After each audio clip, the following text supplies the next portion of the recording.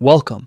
In today's video, you'll learn exactly how to reply to a message from received documents on WhatsApp Web using the brand new update. If you use WhatsApp Web regularly, this quick guide will save you time and make your workflow a whole lot smoother. Let's get started. First, open WhatsApp Web on your PC. You can do this by heading to the official website and scanning your QR code if you're not already logged in. Once you're in, you'll see your chat list just as you would on your phone. Now, look over at the left-hand side menu. You'll notice a small media icon sitting neatly along the panel. Click on that icon. It's your gateway to all your shared media, including photos, videos, and documents.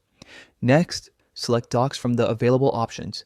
This section shows every document you've sent or received, organized for easy access. Scroll through your list to locate the specific document you want to reply to.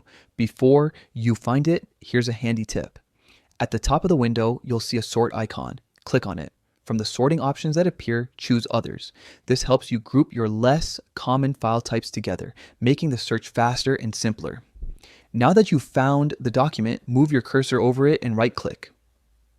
You'll see several options pop up. Select Reply.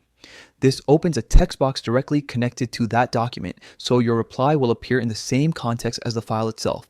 Type your response just like you would in any chat. Add any extra details, confirmations, or feedback you want to share about that document. Finally, click Send.